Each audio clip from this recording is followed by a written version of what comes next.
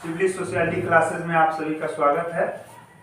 तो आज हम लोग बात करेंगे सोसाइटी की, समाज की, जो समाजशास्त्री मूल अवधारणाओं में सबसे इम्पोर्टेंट अवधारणा है जिस पे पूरा समाजशास्त्र ही निर्भर है। तो हम लोग बात करेंगे कि समाज क्या है, सोसाइटी क्या है। तो सबसे पहले हम लोग ये देखते हैं कि समाज के बारे में मैकाइवर एवं पेज की जो परिभाषा है, जो सबको याद होती है, तो उसी की हम थोड़ा सा चर्चा कर लें। मैकाइवर एवं पेज ने क्या बताया है? तो मैकाइवर एवं पेज ने बताया है कि समाज सामाजिक संबंधों का जाल है। समाज क्या है? सामाजिक संबंधों का जाल है। तो ये सामाजिक संबंध होता क्या है? हमको ये जानना है कि सामाजिक संबंध होता क्या है और किसी से संबंध बनाने की जरूरत क्या है, क्या कारण है सामाजिक संबंधों को स्थापित करने का। इन सब चीज़ों को भी हम यहाँ पे जानेंगे। तो सबसे पहले हम जानेंगे कि समाज का तात्पर्य व्यक्तियों के किसी समूह या संगठन से नहीं होता, बल्कि समाज व्यक्तियों के बीच पाए जाने वाले पारस्परिक संबंधों की एक व्यवस्था है। यहाँ पर भी पारस्परिक संबंध की बात हो गई। पारस्परिक संबंध का मतलब है आपस का, एक दूसरे से संबंधित, जो आपसी या आपस का या एक दूसरे से जो संबंध होता है, उसी पारस्परिक संबंधों की एक व्यवस्था को ही हम क्या कहते हैं? समाज कहते हैं। दूसरी पर जो परिभाषा है, गिन्सबर्ग कह रहे हैं कि समाज मानवीय संबंधों का संपूर्ण जाल है। गिन्सबर्ग क्या कह रहे हैं कि समाज मानवीय संबंधों का संपूर्ण जाल है। मैकाइवर एवं पेज कह रहे हैं कि समाज सामाजिक संबंधों का जाल है। Web of relationship, web of relationship. और आगे और भी हम देखेंगे तो अगर कहा जाए तो कहा जाता है कि समाज रीतियों, कार्य प्रणालियों, अधिकारों एवं पारस्परिक व्यवस्था की, पारस्परिक सहायता की एक व्यवहारिक व्यवस्था का नाम ही समाज है। समाज क्या है? तो कहा जाएगा समाज रीतियों, कार्य प्रणालियों, अधिकार, पारस्परिक सहायता का एक व्यवहारिक व्यवस्था ही समाज है। तो समाज में हम लोग ये सबसे जो इम्पोर्टेंट पॉइंट हमको देखने को मिल रहा है वो मिल रहा है कि सामाजिक संबंध। सामाजिक संबंध, तो सामाजिक संबंध होता क्या है? सामाजिक संबंध क्या होता है? तो यहाँ से हम लोग देखेंगे कि सामाजिक संबंधों का तात्पर्य उन संबंधों से होता है जो व्यक्तियों द्वारा जागरूकता की दशा में स्थापित किए जाते हैं। जागरूकता की दशा में, अवेयरनेस की दशा में जो संबंध बनाए जाते हैं उसी को हम सामाजिक संबंध कहते हैं। या जो हमें अन्य लोगों से जोड़ता है, जो हमें अन्य लोगों से जोड़ता है। तो हमें अन्य लोगों से क्या जोड़ता है? तो अन्य लोगों से जोड़ने के 2-3 तरीका। एक तो हम किसी से जुटे हैं, तो आप जब हम लोग पढ़ेंगे किनशिप तो उसमें बताया जाएगा कि 2 तरह से, एक तो या तो हम विवाह के आधार पे किसी से जुटे हैं, या हम रक्त के आधार पे किसी से संबंध बनाए हैं। विवाह के आधार पे या रक्त के आधार पे। और भी देखेंगे तो नॉर्मल बोलचाल में हम लोग समाज कह देते हैं कि जहाँ पे हम लोग उठते बैठते हैं या जिनके साथ हम लोग खाना पीना या जिनके साथ समय बिताते हैं उसी को हम लोग समाज कहते हैं। लेकिन वो समाजशास्त्री भाषा में वो सही नहीं है। समाजशास्त्री भाषा में समाज का तात्पर्य व्यक्तियों के किसी समूह या संगठन से नहीं होता, बल्कि समाज व्यक्तियों के बीच पाए जाने वाले पारस्परिक संबंधों की एक व्यवस्था है। पारस्परिक संबंधों की, और मैकाइवर एवं पेज भी कर रहे हैं कि वेब ऑफ रिलेशन, संबंधों का जाल। तो हमको सबसे जो इम्पोर्टेंट यहाँ पे बात है वो देखना है कि ये संबंध होता क्या है और किसी से आदमी संबंध बनाता क्यों है। तो आप देखेंगे कि मैंने आपको बताया कि संबंध वैवाहिक आधार पे भी संबंध बनते हैं या रक्त के आधार पे भी संबंध बनते हैं। और संबंधों में देखेंगे तो सब संबंधों में सबका कार्यप्रणाली होता है, सबका कुछ ना कुछ अधिकार होता है, जिसके आधार पे ये बताया जाता है कि किसका किसके साथ कैसा संबंध है। यानी संबंधों में क्या पाया जाता है? तो भिन्नता पाया जाता है। संबंधों में क्या? सामाजिक संबंधों की प्रकृति में भिन्नता पाई जाती है। इसी भिन्नता के कारण ही समाज जो है दूसरों से अलग होता है। एक समाज दूसरों से इसी प्राकृतिक भिन्नता के कारण एक दूसरे से अलग होता है। तो हम ये देखेंगे कि जो मेन जो था कि सामाजिक संबंध क्या है और क्यों बनाया जाता है। तो सामाजिक संबंध स्थापित करने का जो कारण है वो पहला हितों की पूर्ति के लिए। पहला कारण क्या है कि किसी से भी अगर संबंध कोई बना रहा है तो अपने हितों की पूर्ति के लिए। दूसरा मानसिक संतुष्टि के लिए। दूसरा क्या है? मानसिक संतुष्टि के लिए। तीसरा भौतिक और मनोवैज्ञानिक आवश्यकताओं की पूर्ति के लिए। चौथा क्या है? व्यवहारों की प्रत्याशा। और पांचवा शारीरिक और मानसिक सुरक्षा के लिए ही आदमी किसी से संबंध बनाता है। तो पहला संबंध किस लिए बना रहा है? तो हितों की पूर्ति के लिए। दूसरा मानसिक संतुष्टि के लिए। तीसरा भौतिक और मनोवैज्ञानिक आवश्यकताओं की पूर्ति के लिए। चौथा व्यवहारों की प्रत्याशा के लिए। शारीरिक और मानसिक सुरक्षा के लिए आदमी किसी से संबंध बना रहा है। और संबंध का मतलब ही क्या होता है? तो नॉर्मल बोलचाल में हम लोग ये भी देखते हैं कि जिससे संबंधों से में खटास हो जाता है, उससे हमारा विचार नहीं मिलता है, उससे हमारा व्यवहार नहीं बनता है, उससे हमारा रिलेशनशिप नहीं डेवलप हो पाता है। तो हम यहाँ पे ये देख रहे हैं कि जो संबंध है वो एक तरह का क्या है? व्यवहार है। एक तरह का उसका नेचर, प्रकृति कैसा है? व्यवहार पे डिपेंड है कि किस व्यक्ति का व्यवहार कैसा है, उसी हिसाब से रिलेशनशिप डेवलप हो रहा है। तो इसीलिए इसको कहा गया है कि यह जो है कि व्यवहारिक एक व्यवस्था है। समाज रीतियों, कार्यप्रणालियों, अधिकार एवं पारस्परिक सहायता का व्यवहारिक एक व्यवस्था है। आपका किसके साथ कैसा व्यवहार है, किसके साथ आपका रहन सहन कैसा है, किसके साथ आपका संस्कार कैसा है, जिस हिसाब से आपका व्यवहार किसी व्यक्ति के साथ होगा उसी तरह से आपका सामाजिकरण होगा। इसीलिए कहा गया है कि हम लोग क्या थे? तो मनुष्य मानव जन्म से एक जैविकी प्राणी होता है, लेकिन समाज विभिन्न सामाजिक प्रक्रियाओं के माध्यम से एक जैविकी प्राणी को सामाजिक प्राणी बना देता है। इसलिए समाज को जानना जरूरी हो जाता है। विभिन्न प्रक्रियाओं के माध्यम से मतलब क्या है? आदमी ये भी कहता है कि आप एक लिटरेट समाज में, अच्छे समाज में रहेंगे तो आपका रहन सहन अच्छा होगा। इसका मतलब क्या है? जिस समाज में आप जैसे समाज में रहते हैं उसी के अनुरूप आप व्यवहार करते हैं, उसके व्यवहार उसी तरह से आप अपना संबंध डेवलप करते हैं, उसी तरह का आपका पारस्परिक सहयोग होता है, उसी तरह से आप सीखते हैं, अपने व्यवहारों को प्रदर्शित करते हैं जिस समाज में रहते हैं। तो इसी भिन्नता के कारण आप समाज में क्या होता है? समाज में भिन्नता आती है, समाज एक दूसरे से अलग होता है, जिससे आदमी एक दूसरे को पहचान जाता है और ये बताता है कि ये इस समाज के हैं, ये इस समाज के हैं। तो कहने का तात्पर्य यही है, अगर साधारण भाषा में कहा जाए तो जो हमें अन्य लोगों से जोड़ता है उसी को हम क्या कहेंगे? संबंध कहेंगे। तो अन्य लोगों से हम किस आधार पे जुड़ रहे हैं, अब इसको देखना है। या तो आप हितों की पूर्ति के लिए जुड़ रहे हो, या मानसिक संतुष्टि के लिए किसी से जुड़ रहे हो, या भौतिक और मनोवैज्ञानिक आवश्यकताओं की पूर्ति के लिए किसी से जुड़ रहे हो, या व्यवहारों की प्रत्याशा, उनसे आशा कर रहे हो कि उनका व्यवहार अच्छा है, या शारीरिक और मानसिक सुरक्षा के लिए ही किसी से कोई जुटता है। इसी जो इस जुटने का जो व्यवस्था है इसी को हम समाज कहते हैं। इसमें किस तरह अगर जुटने में क्या है? तो अवेयरनेस समाज जो है वो होना अनिवार्य है, व्यक्तियों द्वारा जागरूकता की दशा में है स्थापित किया जाता है। सामाजिक संबंधों का तात्पर्य उन संबंधों से होता है जो व्यक्तियों द्वारा जागरूकता की स्थिति में स्थापित किया जाए। तो यहाँ पे हम लोग इसको आप जान लिए होंगे कि समाज क्या है।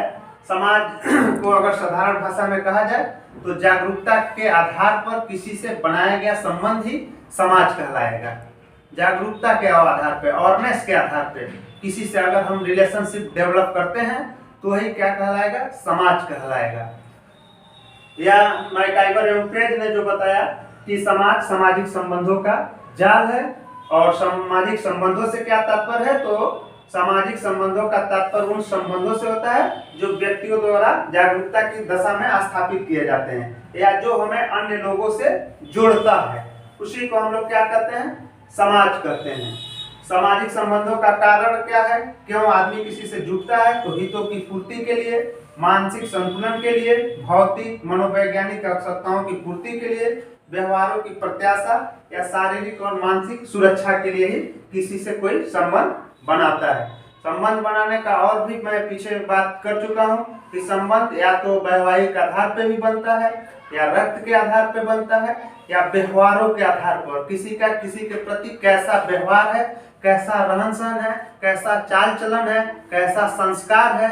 अगर इन सब अगर ये बातें मैच कर जाती हैं तो आदमी उनसे जुड़ता है, या ग्रुप के माध्यम से भी संबंध बनता है।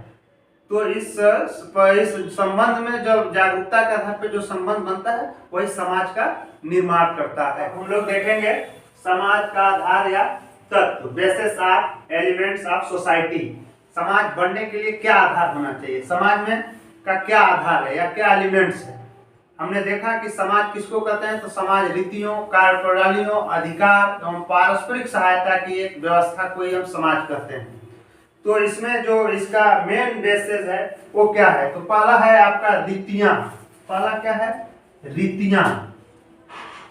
रीतियां आप जानते हैं, रीति रिवाज, रीति रिवाज, यूजेज, USAGES, यूजेज। तो रीतियां पहला है, रीतियां। दूसरा है कार्य प्रणालियां, कार्य प्रणालियां।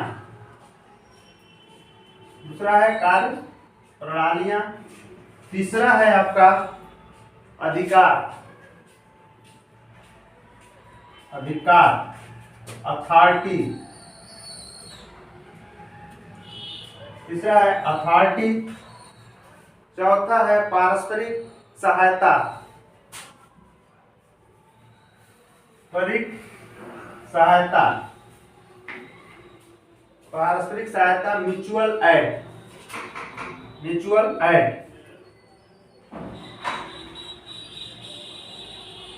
एड। कार्य प्रणालियां का प्रोसीडर्स,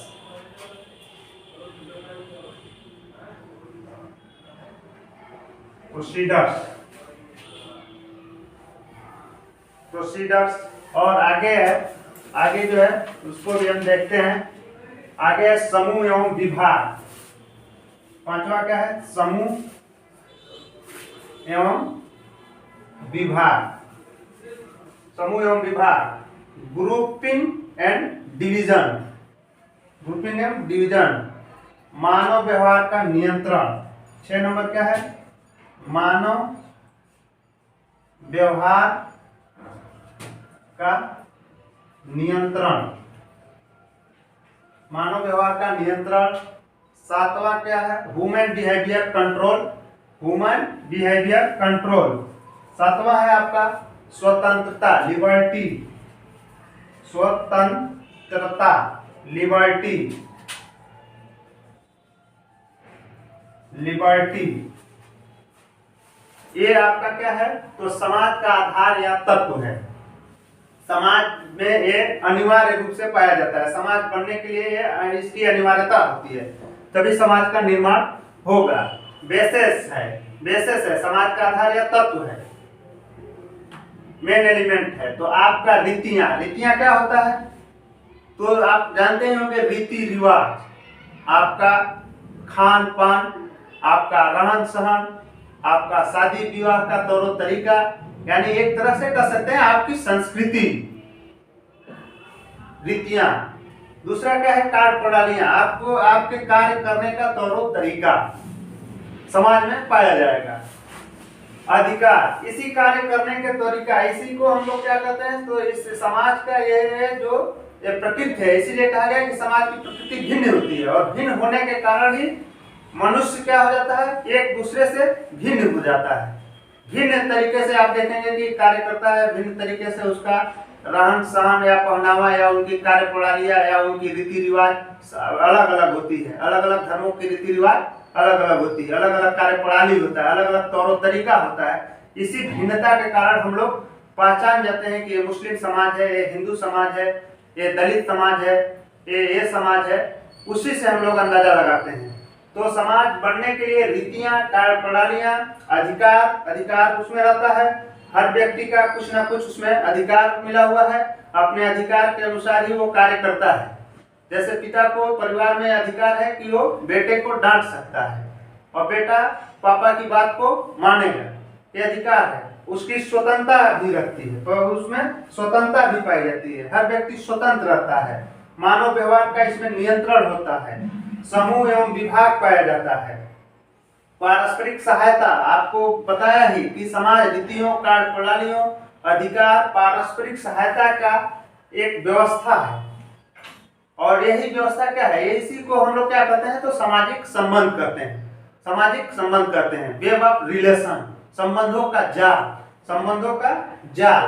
तो इस तरह से हम लोग देखें कि इस प्रकार मैकइवर और पेज ने समाज के जिन 7 आधारों को उजागर किया है वह समाज के निर्माण में आवश्यक है।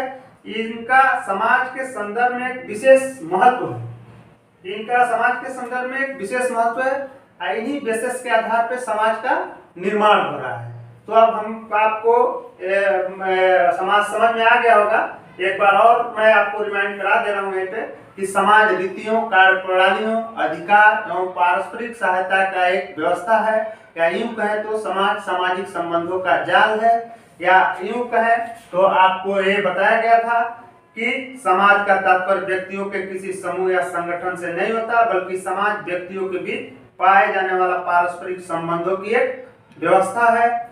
और पारस्परिक संबंध होता क्या है, तो सामाजिक संबंधों का तात्पर्य उन संबंधों से होता है जो व्यक्तियों द्वारा जागरूकता के दशा में स्थापित किए जाते हैं। व्यक्तियों द्वारा जो जागरूकता के दशा में स्थापित किए गए संबंध बनते हैं, वही समाज का निर्माण करते हैं, वही समाज का निर्माण करते हैं। तो हम लोग यहाँ से समाज को देखें। अब हम देखेंगे समाज की विशेषताएं, समाज की क्या विशेषता होती है।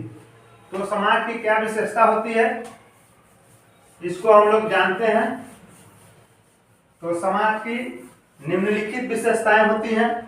समाज की विशेषताएं में निम्नलिखित characteristics of society, characteristics of society आप लोग लिख लीजिएगा। कैरेक्टरिस्टिक्स ऑफ सोसाइटी, समाज की विशेषताएं। तो पहला विशेषता क्या है, तो समाज अमूर्त होता है। समाज क्या है, अमूर्त है, अब्स्ट्रैक्ट है, दिखाई नहीं देता है, अब्स्ट्रैक्ट है,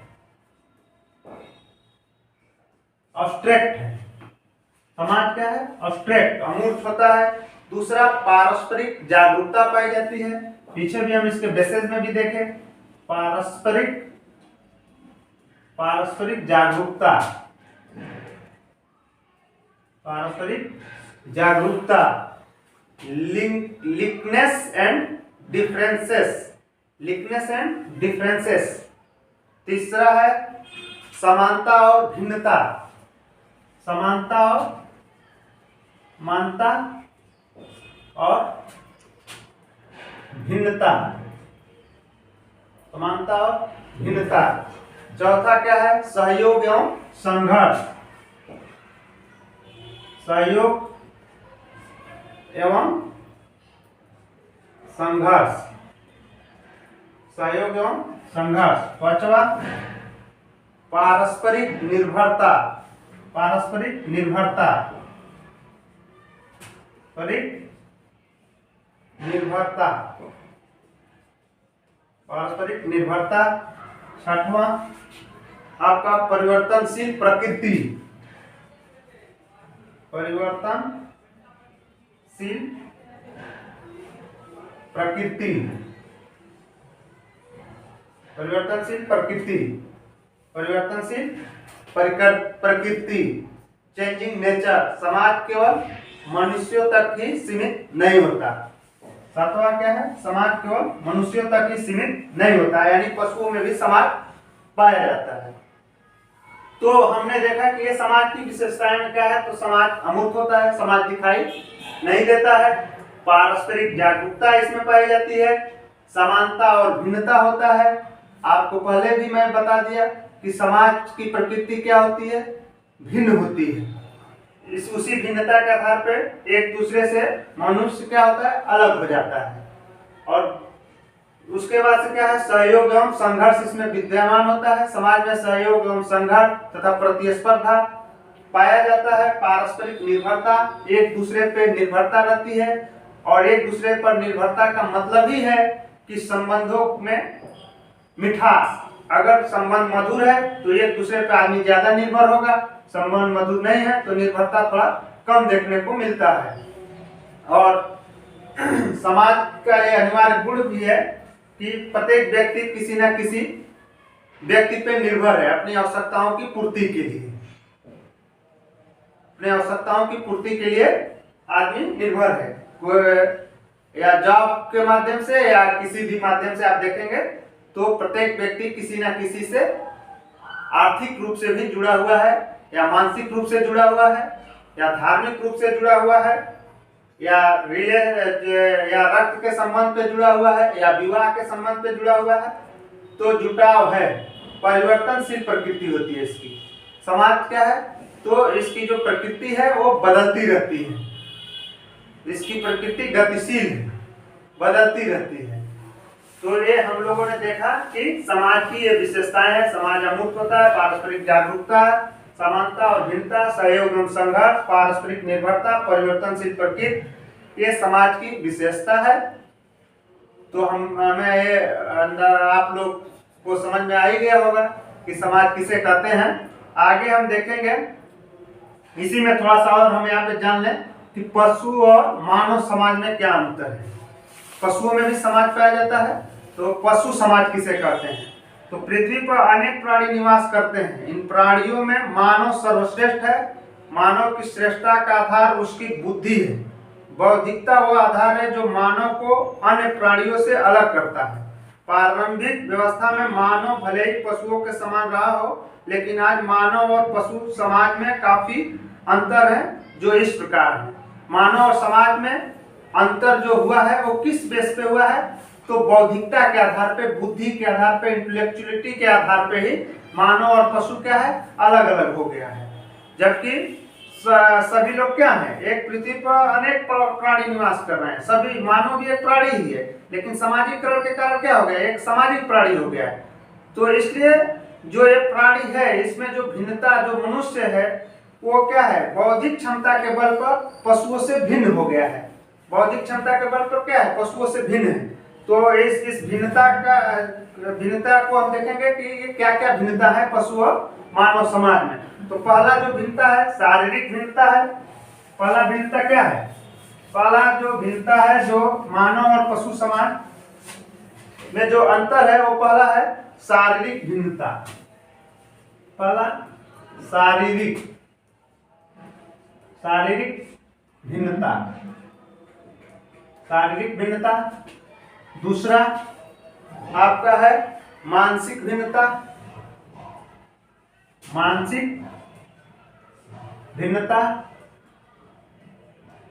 भिन्नता। तीसरा आपका क्या है, तो तीसरा आपका है संभाषण संबंधी भिन्नता, यानी बोलचाल की भिन्नता। संभाषण संबंधी भिन्नता,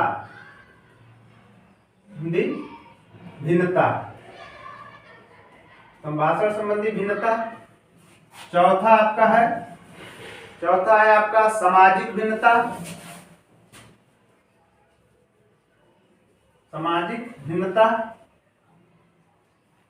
और पांचवा है आपका सांस्कृतिक भिन्नता।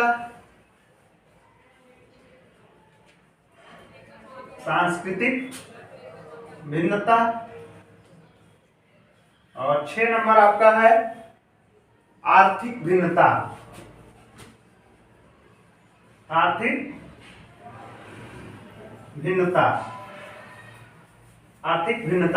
तो ये पशु समाज और मानव समाज में अंतर है या भिन्नता है, जिसको हमने देखा। और पशु और मानव समाज में अंतर होने का मेन जो मुख्य कारण है वो क्या है, बौद्धिकता का आधार। बौद्धिकता के आधार पर मनुष्य पशुओं से श्रेष्ठ है या भिन्न है, बुद्धि के आधार पे। तो ये भिन्नता देख पशु और मानव समाज में भिन्नता देखने को मिलती है। शारीरिक भिन्नता है, आप इसमें लिख ही लेंगे कि शारीरिक भिन्नता, मानसिक भिन्नता, संभाषण संबंधी भिन्नता, सामाजिक भिन्नता, सांस्कृतिक भिन्नता और आर्थिक भिन्नता। यहाँ तक समझ में आ गया। तो आगे हम लोग देखेंगे कि समाज के अंदर ही एक समाज भी बनता है। एक समाज, तो एक समाज किसे कहेंगे, एक समाज के बारे में थोड़ा सा जान लें। समाज के अंदर ही एक समाज पाया जाता है। एक समाज, तो हम लोग उसमें को देखेंगे। जब हम समाज शब्द का उपयोग व्यक्तियों के एक ऐसे समूह के लिए करते हैं जिसके सदस्यों का जीवन लगभग समान होता है अथवा जो समान ढंग से अपनी आजीविका उपार्जित करते हैं, तब हमारा अभिप्राय एक समाज या सोसाइटी को स्पष्ट करने से होता है। इससे स्पष्ट होता है कि एक समाज व्यक्तियों का समूह है, संबंधों की कोई अमूर्त व्यवस्था नहीं है। तो एक समाज का मतलब क्या है? आजीविका उपार्जित करने के लिए जब समान ढंग से, जब लोग समान ढंग से किसी आजीविका को उपार्जित करने के लिए समाज के अंदर जब एक ढंग से कार्य करते हैं तो उसे ही एक समाज कहते हैं। जैसे डॉक्टरों का समाज, इंजीनियरों का समाज, शिक्षक समाज, प्रशासनिक समाज, आर्य समाज, ब्रह्म समाज, ये जो भी समाज आपने देखा सब सोसाइटी है। और सोसाइटी एक समाज क्या होता है? तो मूर्त होता है, दिखाई देता है। जबकि समाज क्या होता है? अमूर्त होता है। और एक समाज क्या होता है? तो अमूर्त होता है। और समाज क्या होता है? अमूर्त होता है। अमूर्त होता है। तो जब हम समाज शब्द का उपयोग व्यक्तियों के एक ऐसे समूह के लिए करते हैं जिसके सदस्यों का जीवन लगभग समान होता है, जिसके सदस्यों का जीवन लगभग समान होता है और एक समान व्यवसाय के द्वारा जीविका उपार्जन या धन कमाते हैं, उसी को हम लोग एक समाज कहते हैं। या जिनका उद्देश्य एक, उसी को हम लोग क्या कहेंगे? एक समाज कहेंगे। तो साथियों, यहाँ पे समाज से रिलेटेड जो भी बातें थी लगभग सब बता दिया गया। आज के लिए इतना ही। धन्यवाद।